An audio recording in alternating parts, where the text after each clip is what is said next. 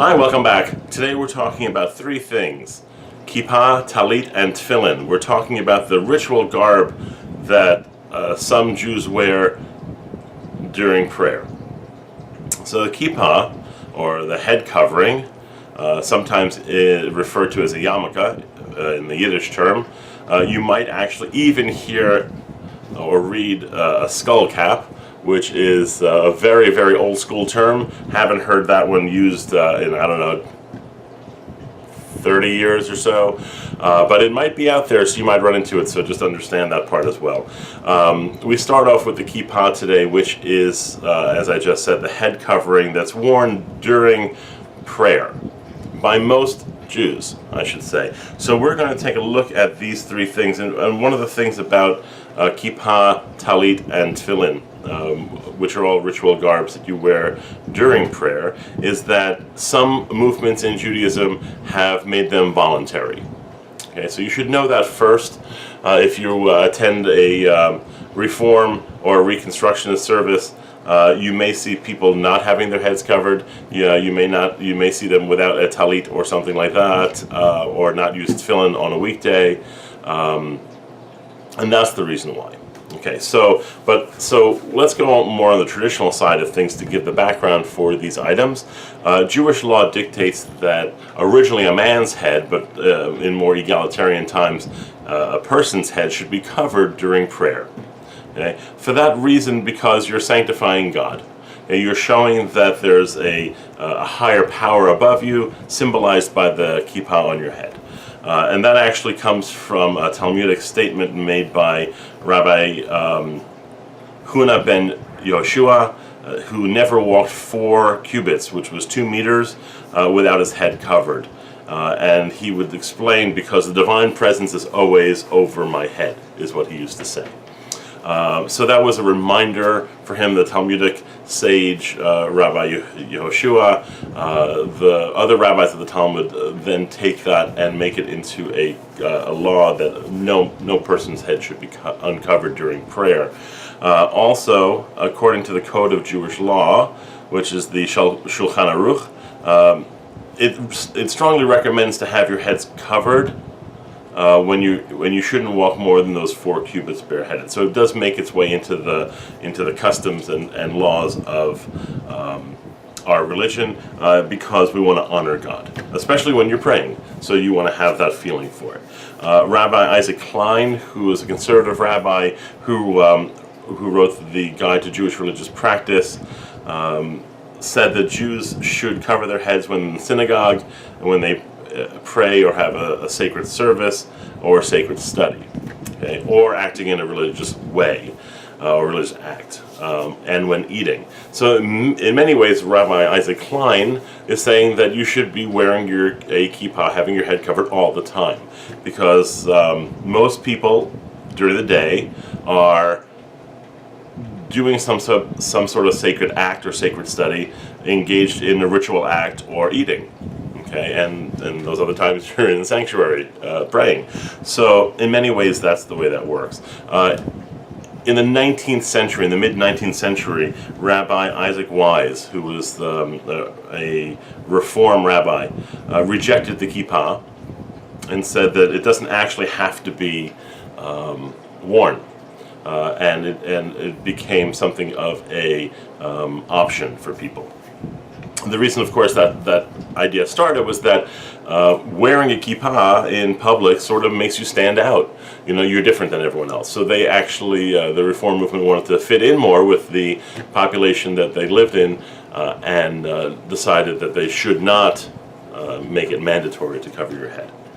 The next piece is a talit. Now, the talit, unlike the kippah, which is totally rabbinic, right, the talit itself is based in the Bible. So you have this verse, which is Deuteronomy 22, verse 12. It says, "You shall make tzitzit on the 4 corners of your garments with which you cover yourself." That's the biblical precept that the rabbis take to be, well, what are these tzitzit things, and how do I have a four-cornered garment? Well, at the time, originally, biblically, I guess you could say, garments were four-cornered. A garment looked more like a poncho than anything else, where it fit over your head and tied at your waist with a sash, and naturally has four corners. So at the time, fringes on the corners of your garments or on the bottom of your garments were reserved for royalty. And God gives this command here in Devarim, in Deuteronomy chapter 22 verse 12, to say it again: you shall make tzitzit on the four corners of your garments, for which you cover yourself. Now there's no explanation of it, of what these tzitzit look like. That's left up to rabbinic interpretation, and the rabbis come up with this series of knots and strings that symbolize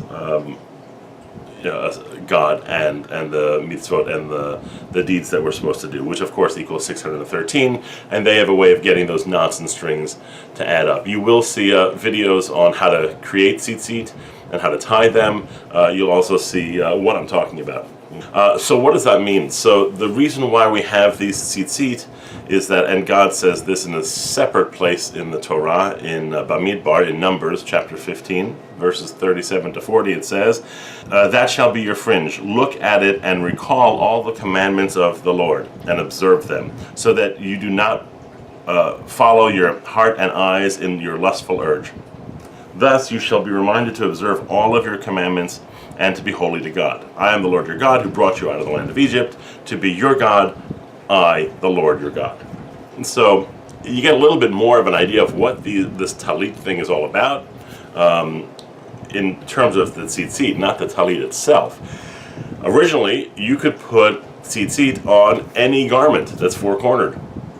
So how do you get to the prayer shawl or the Tallit that we wear today? Okay. So if everyone's garments were four-cornered, right, originally, and you were able to put tzitzit on them, fashion changes. Right? The shirt that I'm wearing right now has two front corners where the buttons meet at the bottom. The rest of the shirt is round. There are no four corners on it. There's two. And most of the shirts that you have either have two or zero if it's a t-shirt. If it's over your head, right? There's no corners to it. So where would you affix these tzitzit today? Well, that was a problem they had when fashions changed. So the rabbis decreed, we can't lose this mitzvah, we can't lose this idea of tzitzit, so we're going to create a separate garment that you wear that sort of looked like this. Again, I'll put it right here, right? If you see, it looks like a mini poncho. It's the best way I could describe it. It fits over your head, it has four corners, and the tzitzit are hanging off of it. Originally, when fashion changed, Jews would wear, and when we're talking about this originally, I'm sorry, it was for the men.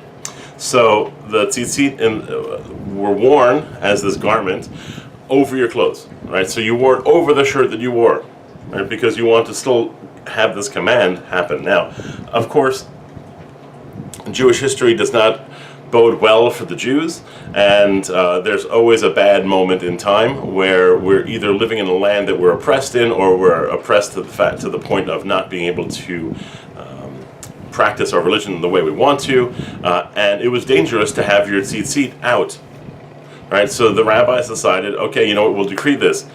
Put them under your clothes. No more wearing it above because it's dangerous. Put it beneath your clothing. Right, so some people even today still have the custom of having the tzitzit hanging out from their clothing, and so they could be seen to follow the command of, when you look at them, they'll remind you to observe all the commandments. But then what happens? So people over time just started not to wear that garment. And the rabbis felt that, we can't lose that idea, that concept of tzitzit. So what they did was they created one just for prayer. When you come to the synagogue, if you're not going to wear it any other time in life, you come and you wear it when you are praying. So they created this larger tallit with the tzitzit that goes over everything you're wearing. Right? Now there are very different models of that. There's the full shoulder model. Right? There's the over-the-collar model. They come in many different sizes and colors. but always having the tzitzit on them, which is probably the main piece of this garment itself. So in fact, the holy factor of this garment is the tzitzit, not the actual tallit that you're wearing. Okay, so the rabbi said, okay, we're going to make one, we're going to only wear it in the prayer service, because this way at least when you're praying in the synagogue, you are observing this mitzvah of wearing tzitzit. Then the last piece of tefillin. Tefillin are also biblical in origin and are commanded within the contents of several different laws that are outlining God's relationship with the Jewish people. The piece that I will take for you, it comes from Devarim, comes from Deuteronomy chapter 6, verses 5 through 8, and it says, "And you shall love the Lord your God with all your heart and with all your soul and with all your might. Take to heart these instructions which I charge you this day. Impress them upon your children. Recite them when you stay at home and when you are away, and when you lie down and when you get up. Bind them as a sign on your hand, and let them serve as a frontlet between your eyes." So that last line, bind them as a sign on your hand and let them serve as frontlets between your eyes, the rabbi said, aha, we have to do something about that. We have to create what are called tefillin. Well, here's the problem. Much like the tzitzit, the biblical origin has no pictures. There's no diagram. The Bible's not a picture book. Yeah, although that would have been very, very interesting, but it's not. So the rabbis have to invent what tefillin look like. So they happen to be boxes that you wear on your arm that are attached by leather strap, and that you wear on your forehead, again attached by leather strap. The videos that you'll see a few that are creating tefillin and how they're made. It's a very cool process. It's all leather. It's all natural material. There's no man-made material involved in the process. And you'll see that through some of the videos that you'll watch. The concept, though, is what do you mean by, why is it important that you wear? So why do you need a physical representation of these lines in the Torah? It's a good question, and I think the reason why is because we need a constant reminder of how to act. We need to have tefillin bound to our arm and to our forehead.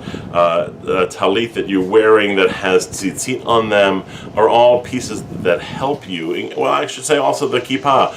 They help you focus who you are and what you are and how you behave. Right? They are aids in prayer. They're aids in connecting to God. Okay? They are ways that enhance our experience.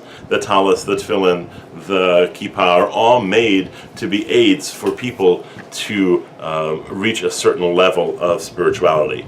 So the concept of wearing tzitzit are a reminder, right? The reminder that we need to follow the mitzvot and to act in a certain way. The concept of tefillin, of having these words of Torah bound to you on your arm and your head while you're praying, are also a way of saying, I'm not complete in my prayer without these aids. Right? It's a way of separating out who I am from what I want to be.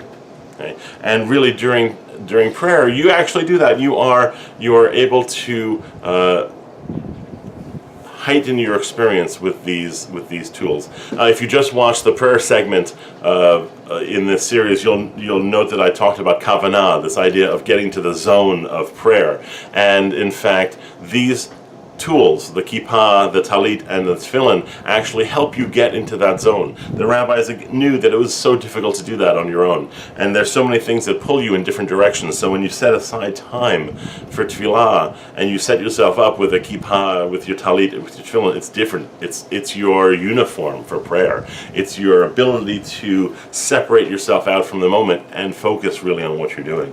So the concepts here for us is that tefillin and tallit come from biblical origins. They have verses that the rabbis interpret to understand what we're talking about. The kippah in the end is really minhag. It's custom that your head's covered. It makes sense why your head would be covered.